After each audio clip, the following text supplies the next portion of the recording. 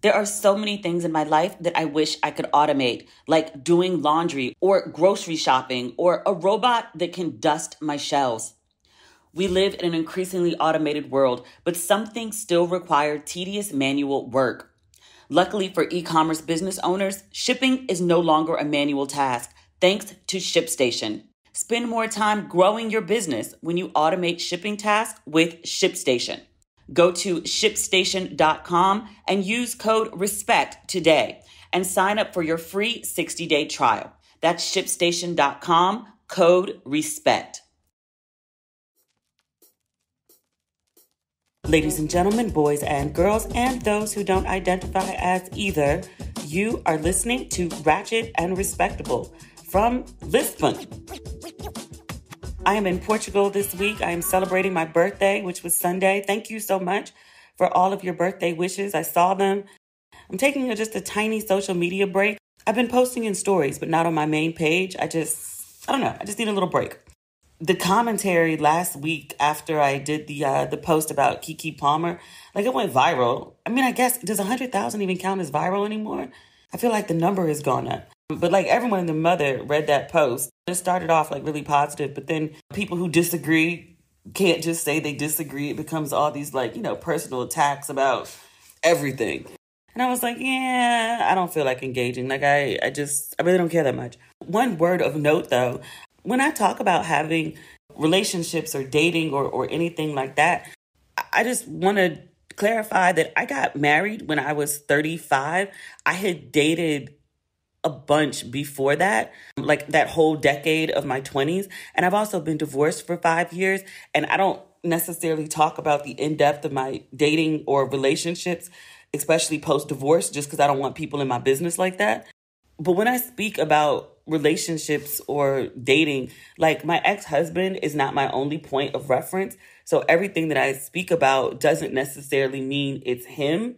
People just sort of like assume. And I've also heard that people say shit to him about what I say. And I'm like, unless I specifically say that it's about him, it probably ain't about him. I understand at this point that I'm a public figure and sometimes people either want to be messy, because I think that's really what it is. But other times I think people feel like protective. Leave that man be, please. Thank you. I'm trying to take the Anita Baker approach. Remember, she was like, babyface, call off your people. This is my attempt to call off people. Like, leave him alone. But Lisbon is dope. It's a hella black out here, which I totally didn't expect, even though I should have, because I was told it was black. And I was like, oh, it's Europe. How black could it be? But then it's also Portugal, which, exported, kidnapped more Africans from the west coast of Africa than anybody else and then shipped them around the world. They stole more black people than the U.S. And slavery went longer there than it did in the U.S. I don't think they abolished slavery until like the 1880s. The point is, Portugal stole all them black people and they took a bunch to Brazil, but they also brought a bunch to Portugal, and all their descendants are sitting up over here looking exactly like us. Like, I've been walking around Lisbon and people come up to me talking all the time. I don't speak Portuguese. I speak Spanish, so I can read Portuguese, kind of. Like when I go to museums, like I can read the captions next to the art, but I can't speak it. But people come up to me just like chatting away, and I'm just like, ooh, sorry. And they look at me crazy, like, what do you mean you don't understand? Like, of course you speak Portuguese. And I'm like, no, Americana. But they got big fluffy hair over here too, well moisturized, well cut. I actually do want to find a black hair salon while I'm here and see if I can get a proper cut, because I haven't had my hair cut in almost a year. I've dusted up my ends, but I'm long overdue for a proper cut. Like, I can see it now that my hair is out, because usually it's braided up. It doesn't look bad, but it could use a professional's touch. But all this big, fluffy, well-moisturized hair, like these curls are crisp and popping, fluffy, moves with wind, but also not like 3A silky. Like, it's a lot of 3C, 4A happening over here, but it's still moving. Beautiful hair over here, beautiful, tightly coiled. It's lovely. But Lisbon's dope. I didn't plan out this trip right. I've been doing dope things, but like... there's just been a lot of hiccups. Like, my birthday was just okay. I was happy to be in Portugal. I had a great morning. It was off to a great start. I went actually outside the city. I think I actually enjoy going outside the city more than I actually do being in Lisbon proper, but that's a whole separate story. I specifically wanted to work out on this path along the water. It has like two really big monuments. So I started off my birthday morning with that. And then there's this really beautiful monastery that's right in the same area. So I went over to the monastery. All that was great. Here's where it starts to go left. I get on the tram to come back to Lisbon proper. I took the train out. I was like, oh, the tram is right here, right outside the monastery. I'll just take that because it should go straight line back to where I'm staying, at least according to my inner GPS and then also Google. So I get on the tram and then I go the wrong way. And I realize it immediately because I have my Google Maps pulled up. But the next stop just looks kind of sketchy. So I didn't get off. I waited until the stop after it, which seemed normal. So I wait forever for a bus. The bus finally came, and then it terminates 4 stops later. So I wait for the next bus, and then that bus comes, and it terminates in 2 stops. And then I wait for the next bus, and that bus pulls up and was like, yeah, we're not taking any passengers. And I don't speak Portuguese, so I don't understand exactly what's happening. But I realize I'm a 25-minute walk from my hotel. It's hot as hell out.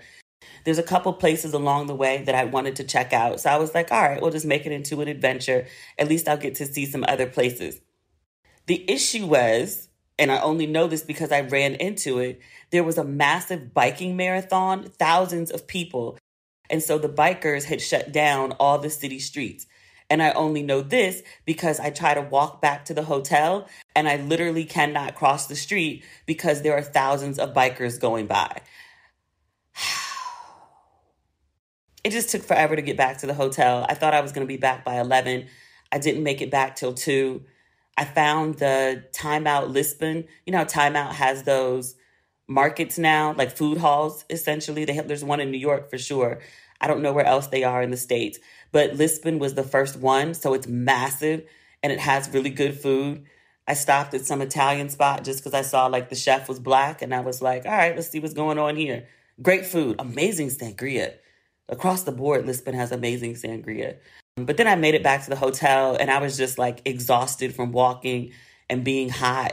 And I was just like, I don't really have real plans. I was like, you know what? Let me just go ahead and actually, quote unquote, work. It's what popped in my head. I've been planning this move to Paris for the end of summer. I think I mentioned it on here a while ago, but I never actually put it into motion other than going back to Paris and double checking the neighborhoods that I thought I might want to live in, but I hadn't actually pulled the trigger. So I was like, let me go ahead and do that. So I figured out all the logistics and found a place to stay and bought a flight so I can get all my stuff over there. So yeah, Paris is officially a go. And then I figured out how to get back to the States and then how to get to Ghana. I took care of like the rest of my life on my birthday. That's got to count for something. And then I felt like, you know, a waste of a day sitting in my hotel room working on my birthday. I mean, working on personal stuff, but work nonetheless. Sitting at a laptop for a few hours, like trying to figure out logistics. I was just going to order room service. And I was like, no, it's your birthday. Like, you have to like go out. There's this really cute restaurant. Like, Lisbon is right on the water, and across the water, I guess it's like an island. You have to take a ferry to get there. And there's this really cute restaurant that's known for its sunsets. I figured I'd go over there and I'd get like at least a sundowner, and it's local food. So I was like, oh, you know, it'll be a whole experience. When I got there, everyone and their mother was there. The restaurant only opened at 7. I got there at 7:30. And the guy was like, oh, no, lady, we are closed for the day. And I was like, what do you mean closed? Like, after these people that got here at 7 get up, like, I can't sit. And he was like, oh, no, we only do one feeding at 7 every day so people can watch the sunset. And then, like, everybody leaves. And I was like, are you kidding me? So I watched the sunset, which was beautiful. And then I walked back to the ferry. And once I got back on my side, like, I had a backup restaurant. And I just didn't feel like it. So I was like, yeah, I just got a glass of sangria when I came back from my hotel. It had a bunch of fruit in it. So, like, I considered that my sweet birthday dessert treat. And then I just went to bed. Like, I was just over it. That was Sunday. You think that was a shit show? I woke up late, which I guess because of the sangria, I didn't think it was that strong. Like, I drank it and I felt nothing. And then I was tired, so I went to sleep. But I woke up mad late the next day. I usually wake up like 7:30, 8:30 in the morning. Like as I'm recording this right now, it's 4:30. I'm just up. But there was you know how like those like fancy houses from like the turn of the 19th century, like all that Gilded Age type stuff. They had their own version of the Gilded Age here. And there's tons of palaces in Portugal. There was one in particular that I wanted to see. It's not the most popular one, but it's beautiful. Took me forever to get out there. Like I was waiting on this bus that never came, so I had to go this alternate route. I get there at say like 12:05, and there's nobody at the front desk. There's a couple other people walking around looking confused. There's a sign that says the ticket sale office is closed from 12 to 1, but there's a machine where you can buy your tickets. Okay, great. The machine doesn't work. So we go to the security and was like, hey, the machine doesn't work and there's nobody at the front desk to buy tickets. And they were like, oh, go online. The online site is not working. So we were like, okay, well, we're here and like, they're not going to be back till 1. So what do we do in the meantime? And they just looked at us and was like, wait. Okay. There was a little restaurant maybe a few minutes away, literally no more than 5, that I saw when I was coming in. So I walked back to the restaurant and I was like, I didn't get anything to eat. I didn't get breakfast at the hotel. I was like, let me stop and grab something. Had a little sandwich wrap with some chips, had a caipirinha. So then I go to pay and they're like, we don't take cards. I don't have cash, because no one accepts cash in Europe. For that matter, London. I mean, you can offer it, but 9 times out of 10, places will be like, no, we're cashless. So I stopped even exchanging money because it didn't make any sense. Every time I would try to pull out cash, people would look at me crazy. Even to buy like a bottle of water, people would be like, no, and hand me the card machine. So I stopped carrying cash. These people don't take cards. And I'm like, well, what am I supposed to do? In broken English, they give me directions to an ATM. Fine, I'm not a Lannister, but I always pay my debts. I walked 10 minutes back to the main road to find an ATM. The ATM doesn't accept international cards. They'll tell me what my balance is, though. That doesn't help me. So I have to walk around, find another ATM. I find a Western Union, and then that guy actually gave me directions to an international bank. By the way, it's hot as fuck outside. It's like 90 degrees, and I'm marching around trying to find an ATM. It takes 30 minutes to find an ATM. I have to walk 10 minutes back to the place. I pay them. I am hot. I am sweaty. I look crazy. My hair has fluffed because of the heat and the humidity. I go back to the museum. I buy a ticket. I walk into the first room. Beautiful. Absolutely breathtakingly gorgeous. And I was like, whew, the day has turned around. I have weathered the storm or the heat. All is well. So I go through the museum. Most places that I've been to that are this elaborate don't allow you to take pictures, and certainly not videos. This place was like, do what you want. Just don't touch anything. Okay, sure. And it's so gorgeous, but it's not like the big tourist attraction in the area. So it's like damn near empty. When I say damn near empty, I mean like it's like 5 people. There's more guards and security than there are tourists. So I'm just walking through, taking all these pictures and video. I'm getting all the shots. You know how I feel about stuff like this. Like I am in heaven. After I finish the museum, it has these beautiful gardens in the back. One of them is this gorgeous pool. I think to call it that is probably like inaccurate. It's narrow, but it's like Olympic size. Like it stretches on forever. And it's all like this gorgeous tile work. It's absolutely amazing. So I have like this little selfie stick that I travel with sometimes. And I was like, you know what? I'm going to take a picture in front of this house. And it's got all the bendy parts and everything. It's super secure. I've used this thing for years. I take a selfie. It's really cute, but I feel like we could do better. I push the button to take another selfie. I've got it on a timer. This gust of wind comes out of nowhere and knocks my phone and the selfie stick down. It falls on stone ground. It completely shatters my screen. That's okay. Phone still works. I can get the screen replaced when I get back to London. Not the end of the world. Still take pictures. Still have my internet, my Uber, and my Google Maps. And most importantly, because that'll get me around Portugal and every place that I need to go. And the selfie actually came out cute too. These things happen. Phone is fine. I go to take another picture of something and the phone cuts off and now it won't come back on. And like, I have the backup charger with me. I always have a backup charger. The charger's not charging. Like, it's charged, but it's not charging the phone. This mofo won't come on. I wait 20 minutes with the phone on the charger. This yellow line and 2 dots appear on my phone screen. My phone is dead. Like, dead. I'm like, how the fuck am I supposed to get back to Lisbon? Like, I took a commuter train, and then I took a bus, and I took an alternate bus than the bus that I planned to take because the bus that I was waiting for didn't come. And I don't really remember the stop that I got on at. I don't remember the name of the train station. I just remember the original train station that's in Lisbon. And I'm like, I am fucked. This show is sponsored by BetterHelp. There have been so many times in my life where I've been uncertain about what's going on or what my right path is. Sometimes in life, we're faced with tough choices, and the path forward isn't always clear. I'm sure I'm not the only one that feels that way.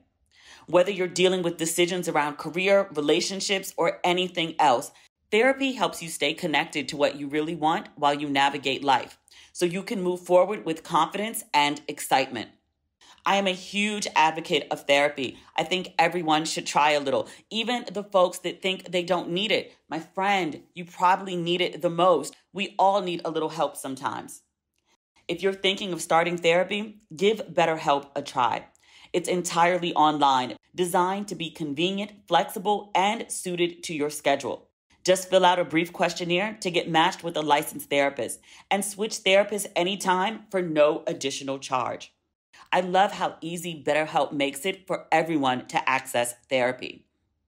Let therapy be your map with BetterHelp.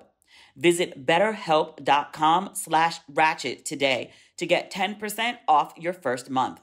That's BetterHelp, HELP.com/ratchet. Using the internet without ExpressVPN is like having a first aid kit, but not keeping it stocked. Most of the time, you'll probably be fine. But what if you suddenly get into a horrible accident and there's nothing in your first aid kit to help you stop the bleeding? Every time you connect to an unencrypted network, cafes, hotels, airports, any hacker on the same network can gain access to your personal data, like passwords and financial details. And whether you recognize it or not, your data is valuable. Hackers can make up to $1,000 per person selling personal info on the dark web. This is why you should be using ExpressVPN. ExpressVPN is super secure. It'd take a hacker with a supercomputer over 1 billion years to get past ExpressVPN's encryption. And it's easy to use. Fire up the app and click one button to get protected. And my favorite part, it works on all devices, phones, laptops, tablets, and more, so you can stay secure on the go. What I love most about ExpressVPN is the privacy. I don't want everyone knowing what I'm looking at online. Secure your online data today by visiting expressvpn.com/ratchet. That's expressvpn.com/ratchet. And you can get an extra 3 months free. expressvpn.com/ratchet. Sakara's flexible signature nutrition program makes it easy to plan nourishing, feel-good meals around your packed summer calendar. Dinner plans this week? You can sign up for breakfast and lunches. Tired of the same takeout? Choose dinners. And customize even more when you subscribe. The options are endless and cater to your taste and time. I love how easy Sakara makes it to stay healthy and still eat yummy food. Sakara brings expertly designed organic nutrition programs and wellness essentials right to your door. Their science-backed, ready-to-eat meals deliver results you can see and feel, from weight management and ease bloat to boosted energy and clearer skin. And right now, Sakara is offering our listeners 20% off their first order when they go to sakara.com/ratchet or enter code RATCHET at checkout. That's Sakara, SAKARA.com/ratchet to get 20% off your first order. Sakara.com/ratchet. So what are you waiting for? There are so many things in my life that I wish I could automate, like doing laundry or grocery shopping or a robot that can dust my shelves. We live in an increasingly automated world, but some things still require tedious manual work. Luckily for e-commerce business owners, shipping is no longer a manual task, thanks to ShipStation. It's so easy to use the ShipStation dashboard to manage your orders, and their shipping rates are the best in the business. If you've been on the fence about trying ShipStation, now is the time, especially when they've got a free trial and it's quick to set up. With ShipStation, you manage every order from one simple dashboard, print shipping labels, easily compare rates and delivery times to optimize every shipment, and automate delivery notifications. Over 130,000 companies, including Ratchet and Respectable, have grown their e-commerce businesses with ShipStation. And 98% of companies that stick with ShipStation for a year become customers for life. Spend more time growing your business when you automate shipping tasks with ShipStation. Go to shipstation.com and use code RESPECT today and sign up for your free 60-day trial. That's shipstation.com, code RESPECT. Can't remember the name of my hotel. I've been in 4 hotels in the last, 2 weeks because I've been in 4 different countries in the last 2 weeks. I'm like, are you kidding me right now?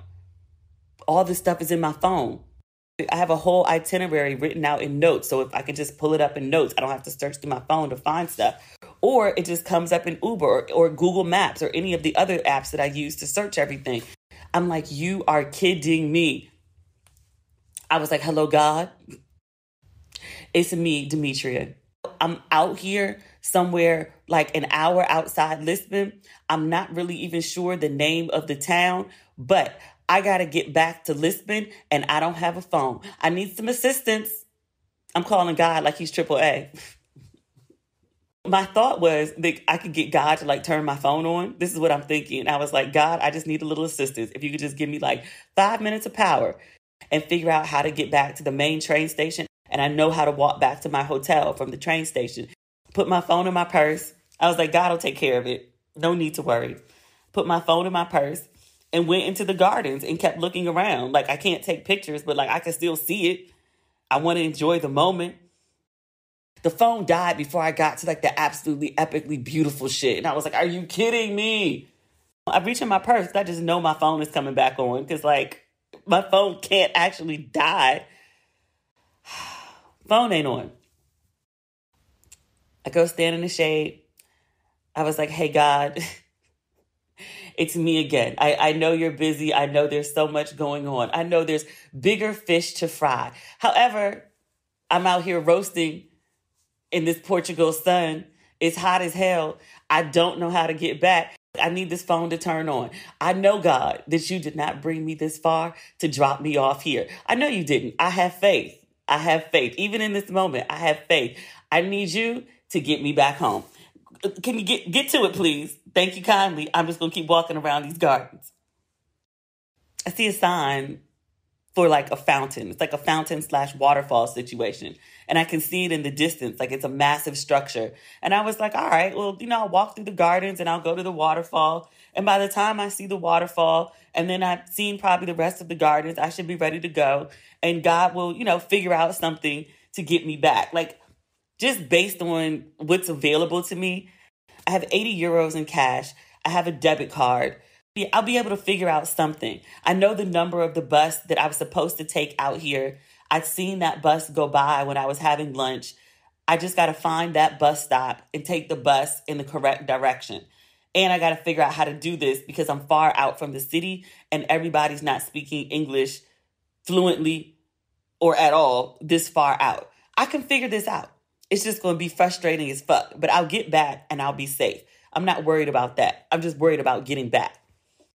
I go walk up to essentially a statue. They called it a fountain or waterfall, but ain't no water on.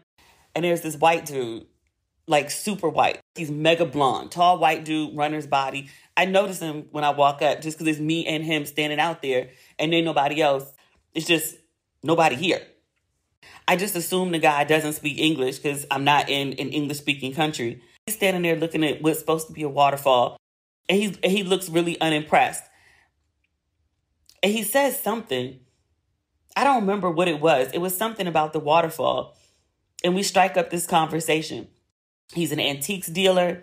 He loves coming to like these old houses. Like he lives for all the antiques.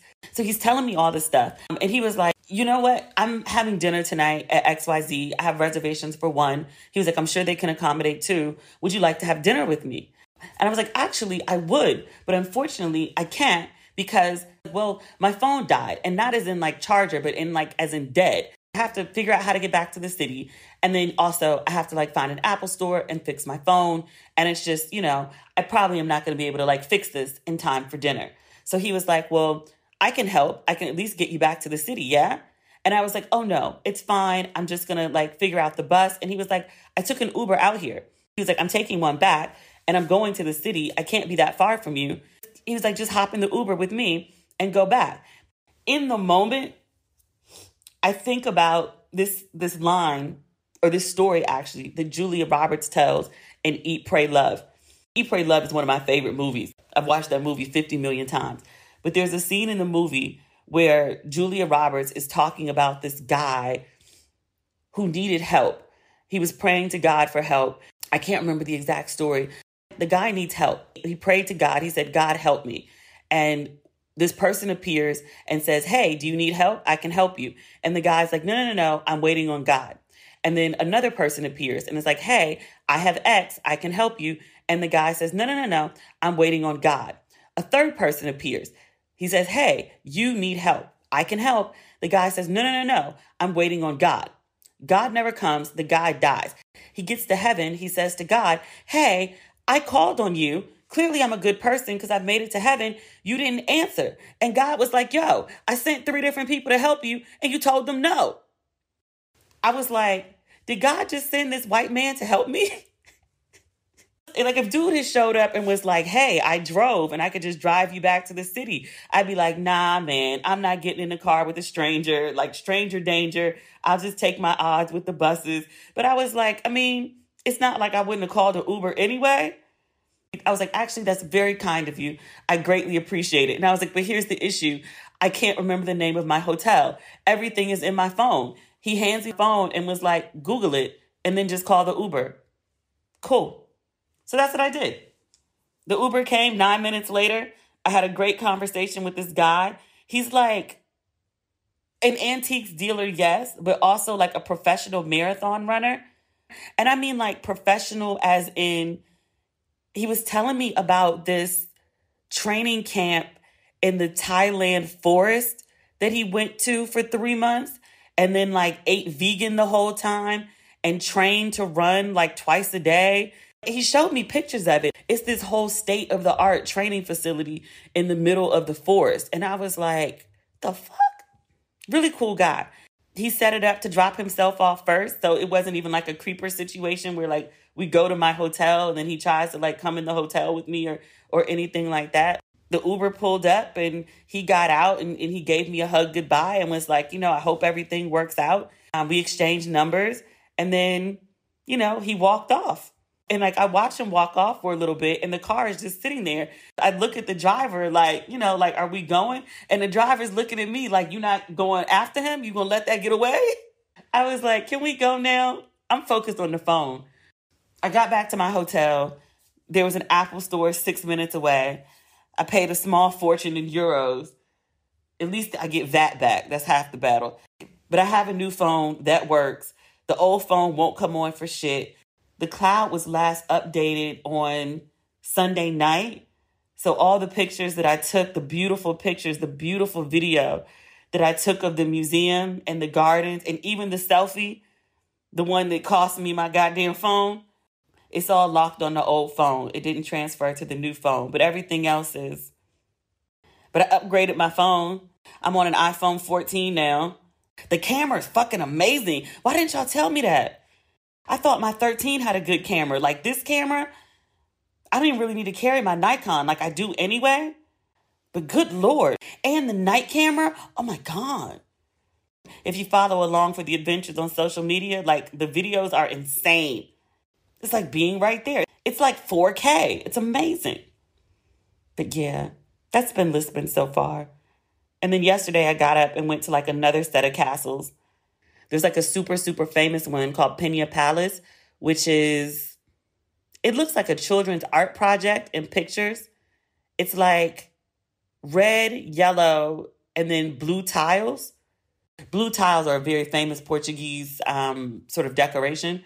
It looks as disjointed in person as it sounds as a description. But I've seen the pictures online and it's super, super famous. Of all the castles I went to see yesterday, it was the most crowded, it was the most expensive, it was the most inconvenient to get to. And I was like, well, there's got to be something that I'm missing because everyone talks about how great this palace is. And I got there and I was like, this place needs to be power washed. It's dirty, it's super crowded, it's hot, it's like on a mountain in direct sun. I was like, this is my least favorite palace. Everything else, absolutely gorgeous. Grounds, gorgeous. Gardens, gorgeous. Palace, because all this stuff is from like 1700s, 1800s. Like, I expected to have some wear and tear, but everything else had been like much better maintained. I was so mad at that last palace, and I had to stand in the hot ass sun in a bunch of lines in order to get into it and then to get through it. I was so angry. But the other palaces, breathtaking. One of the reasons that I love travel is that first moment when you see something that you've seen in pictures and it's 10 times better in person. Or you've seen a bunch of pictures of something because you've researched it, and then you get there and then you see it has a ton of things that you never even saw pictures of. The most beautiful things about it are not even shown online, or at least I didn't find them in my research. But I had that experience at the 3 other castles. Beautiful, glorious, like just, I love that feeling. That's what makes all the headaches, like dropping your phone and being lost in the middle of nowhere, or not realizing that there's an unofficial siesta in Portugal and nothing happens between 12 and 1, or waiting for a bus that never comes. It's all part of the travel experience, not complaining, just acknowledging. But those moments where you see something so beautiful that you gasp or your heart skips a beat, like it makes all the bullshit worth it. We have good Black news this week. I have a small list. I saw Naomi Osaka had the baby. Both mother and child are doing well, according to People magazine. She had a little girl. So good for her. Congratulations to she and her boyfriend, Corday. They are the proud new parents of a bouncing baby girl. I saw there are Jamie Foxx sightings. I have been deeply worried about that man. I think I've expressed that a couple times. I tried not to harp on it because there wasn't new information. And also, his daughter had asked for privacy for the family while they dealt with her father's health issue. She spoke up once about all the speculation, and she was like, basically like, we're dealing with some shit and this is a real issue. And he's really my father, and there are really people who do care about him. So all these speculations about his health, because people said crazy things. I just wanted to leave that alone. I think from daughter to daughter, like listening to a girl make a plea on behalf of her, who we thought ailing father. I mean, at one time he was ailing. However, Jamie Foxx was spotted, and it's fucked up. Somebody took video of him, and I was like, being that level of famous has got to be a pain in the ass. But there was video of him out and about. He appeared to be in a store. He looked like he felt good. He looked fine. He didn't look incapacitated at all. He looked healthy, which good. That's all I want. There was also a video of him on a yacht, or at least on a boat. He was out getting some fresh air. He was on the boat. Somebody recognized him. He was waving. So I was like, oh, he's in good spirits. He looked good. He looked healthy. I didn't realize how much I loved Jamie Foxx until Jamie Foxx got sick. And I was like, oh my God, Jamie Foxx. I really have like deep visceral feelings for Jamie Foxx. Who knew? What else is good news? Oh, your girl, Keke Palmer. Keke. She's on the cover of the Cut magazine. Somebody sent it to me and I was like, there's no way in hell they pulled this together. After the viral moment with Ursher, and then after her child's father reacted online. In fact, they didn't. They were already doing a cover story on her. News of her child's father reacting to the video of her and Ursher. The news broke while she was being photographed and interviewed for the Cut magazine. It's literally the second paragraph of the article where they talk about it. In journalism, we call it the nut graph. It's the graph, usually within the first 4 graphs, that explains why you're writing the article, but basically what the news hook is. So, for instance, all the stories on Issa Rae right now, it's because she's in the new Barbie film. It's the why now, essentially.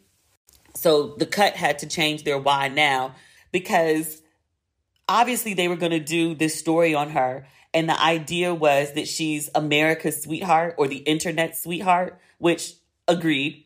But because this huge news story happens while they're in the process of writing the article or on set with her, they have to address it somehow.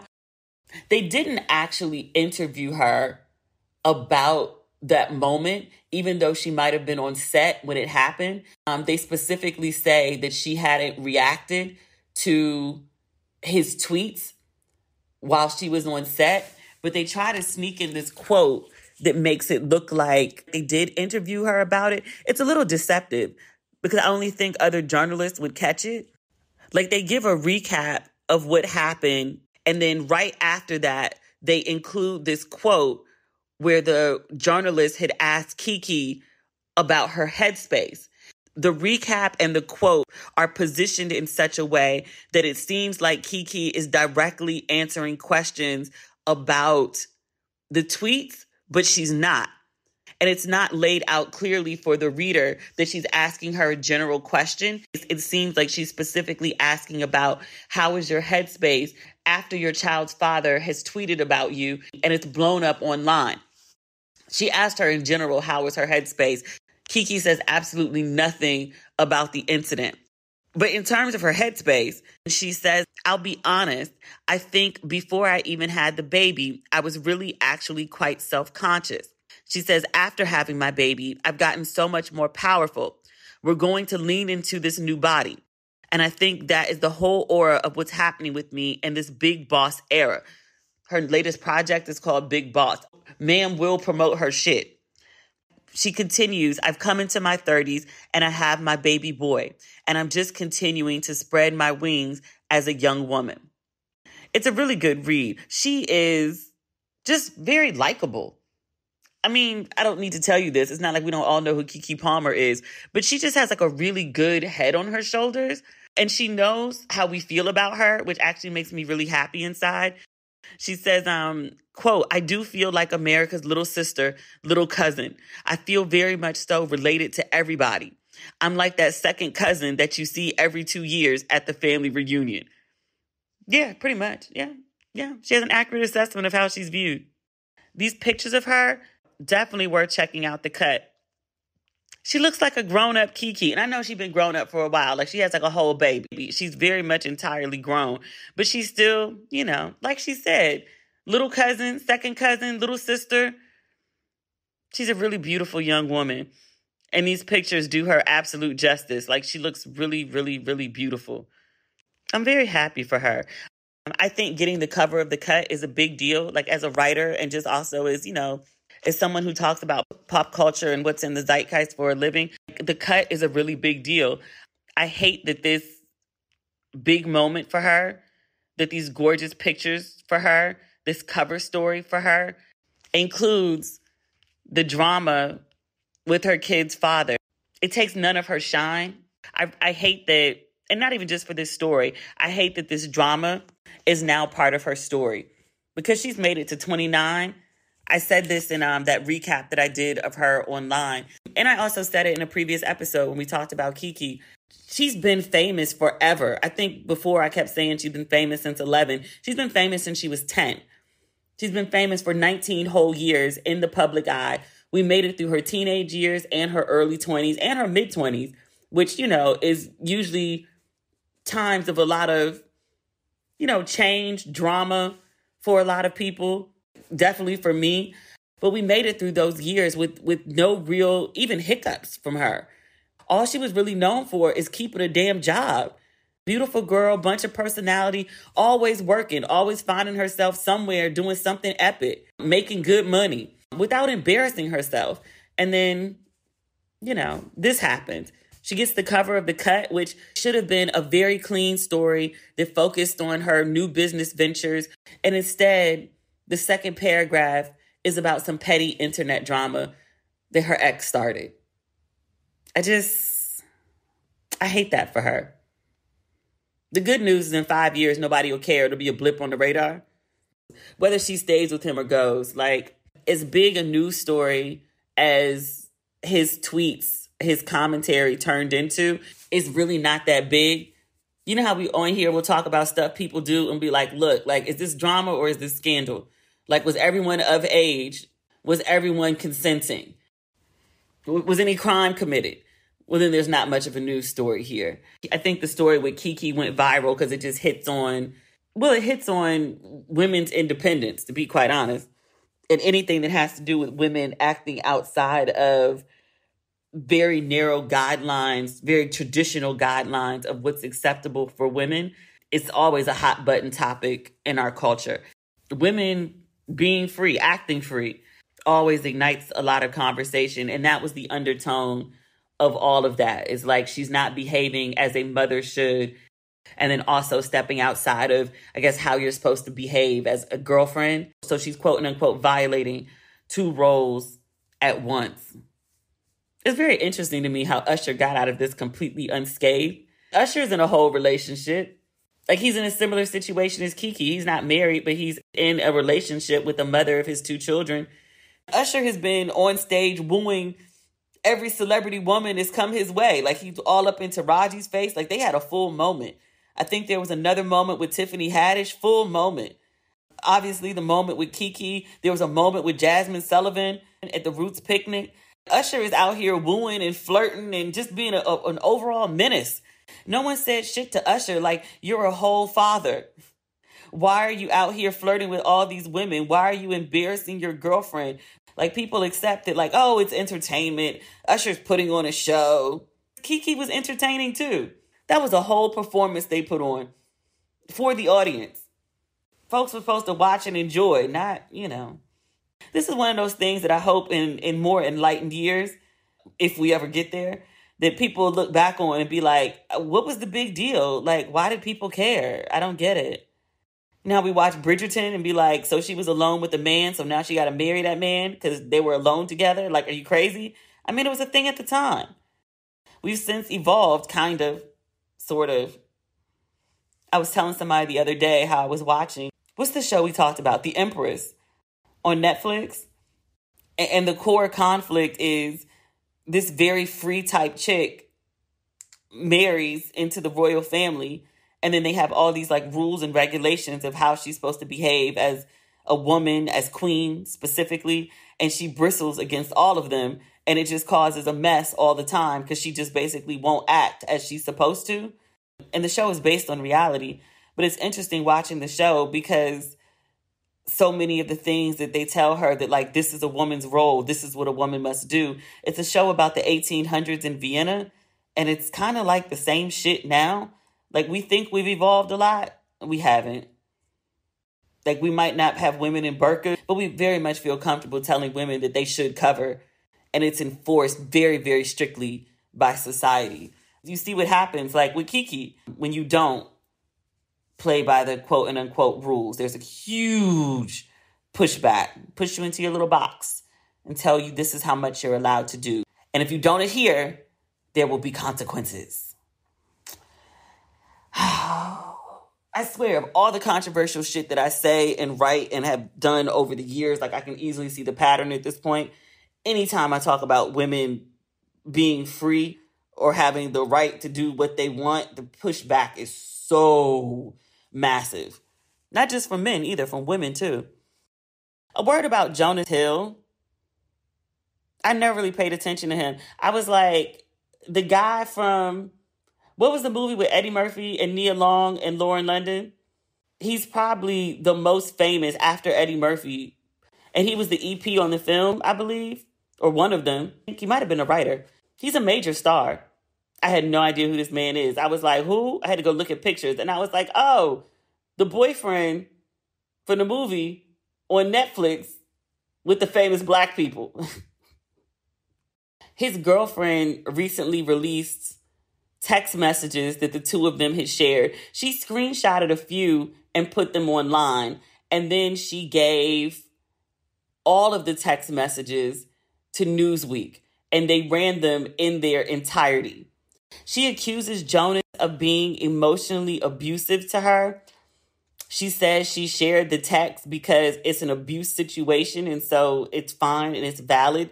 This is the ex-girlfriend. His current girlfriend just had a baby. She said she waited until the woman gave birth so that she wouldn't have any like mental or emotional side effects that would harm the baby. But she said that she wanted to get this off her chest, and so she released the text. In general, I'm not a fan of screenshotting private text and sharing. You saw like with the woman who told me about what happened with the Essence bookstore situation, like her personal situation with it. I asked her if I could share the text, and I actually screenshotted that too and posted it because I didn't want people to think like D just out here screenshotting people's private shit. Like, what else is about to come out? No. Generally, I'm against it. The only reason I'm not against it in this case is because I do think he was abusive. And I think if he was sexually abusive or physically abusive and she shared that, then people would still say, why now? Because that happens every time. But I think there would be people who would be more understanding. I think emotional abuse is just as bad as other forms of abuse. Woman who was abused shares stories about her abuser. I don't feel comfortable saying that she should be silent, that she shouldn't talk about her abuse. And if she's going to talk about the abuse, then I think it's all the better if she can back it up with some evidence. This story is interesting. People are talking about it. I have such a weird reaction to this. The Black in me is actually happy that these white folks have their own personal drama, lest Keke and her child's father be the face of relationship dysfunction, which again, I hate that for Keke because she just hasn't been involved in any drama. Like if she was the type of person that kept some shit going, then I'd be like, well, okay, like this is just another in a long string. But I'm like, she's not that chick. So I hate that her name is even tied up in nonsense. But I really do appreciate that like white people are out here looking crazy too. So it doesn't look like Black relationship dynamics are just trash. No, relationship dynamics across the board. Everybody's acting a fucking fool. It's not just us. So I read, obviously, the text messages. She is a professional surfer who also teaches surfing. And from my understanding of how they met is he saw pictures of her on her IG page and slid into her DMs, and that's how they connected. At some point in their relationship, he sends her a text about his quote and unquote boundaries, which we'll discuss the difference between boundaries and rules. It's real basic. You don't have to be a therapist to know it. Boundaries are what you create for yourself. Rules are what you create for other people. But he sent her a list of what he called boundaries. He was like, I don't want you around other men. I don't want you around your friends who have like reckless past or reckless behavior unless it's, something respectful like lunch or coffee. So basically don't go clubbing with your friends. He wanted her to remove all the pictures of her in a bathing suit. And she's like, I'm a professional surfer. In order to post pictures of what I do for a living, I'm probably going to be in a bathing suit. And again, this is all stuff that he met her, knew that she did, knew that she was a surfer, knew that she posted pictures of herself in bathing suits because he slid in her DMs, knew she had this certain set of friends. But it just read as like extremely toxic. Like you're telling her what she can and cannot wear. You're telling her who she can and cannot interact with, which could be a pretty standard one for some guys. But also like which girlfriend that she can and cannot interact with. And she clarified later that he was choosing which friends were okay for her to have. And she's young. She's like in her mid-20s. He's in his 30s. She bristled against a lot of it. She posted one text message where he specifically had asked her to take down all the pictures of her in swimsuits. She did go through and take down, I guess, some that were more racy. And then he went back and double checked what was still there and was like, no, take them all down. Like, you shouldn't have any pictures in swimsuits. A surfer? Also, anyone though. The internet had a very interesting reaction to it. Like, some people, like me, was like, this is fucking insane. You knew who she was when you met her.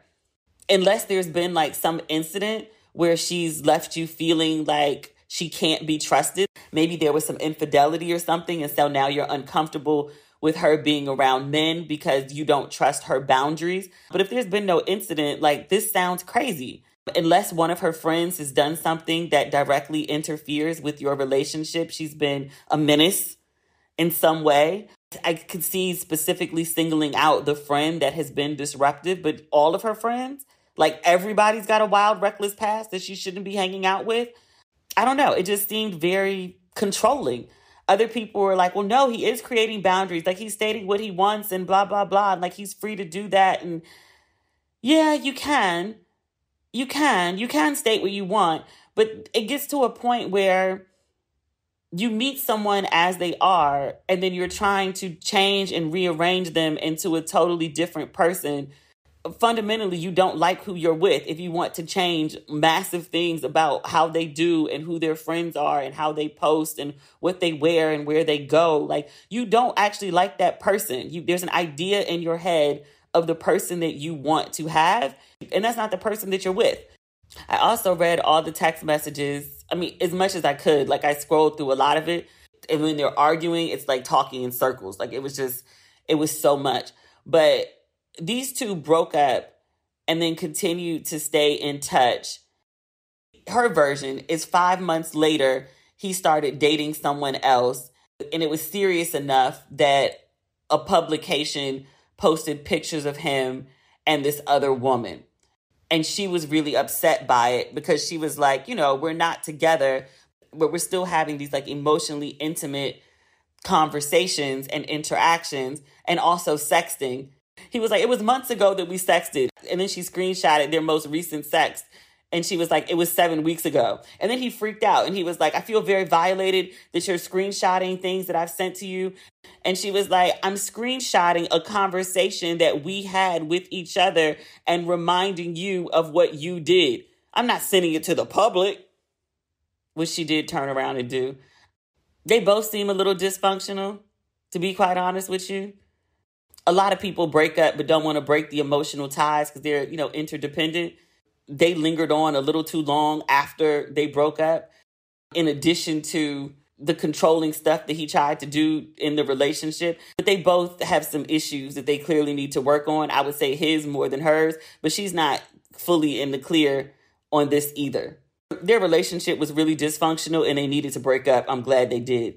I hope he treats the new chick better than he treated her. And also, I'm glad that these white people out here looking crazy and dysfunctional too. I ain't want it just to be us. That's how I feel sometimes. I'm like, God damn, like, why are we the face of dysfunction? Other people are dysfunctional too. Exhibit A. That's today's episode. There's other stuff going on, but I don't care enough to talk about it because, I don't. We'll be back probably on Friday. We'll see. Read between the lines. Okay. Talk soon. Bye.